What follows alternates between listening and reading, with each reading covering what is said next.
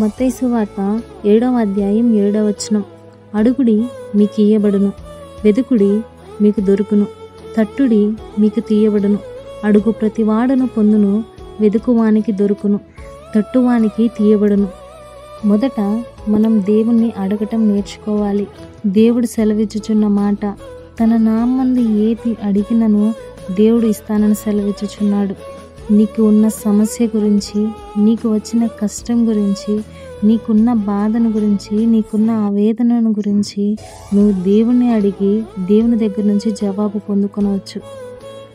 అడిగిన వారికి మాత్రమే ఇయ్యబడుతుంది. వెదికిన వారికి మాత్రమే ఆయన యొక్క రక్షణ దొరుకుతుంది. తట్టిన వారికి మాత్రమే ఆ యొక్క భాగ్యం దొరకబడుతుంది.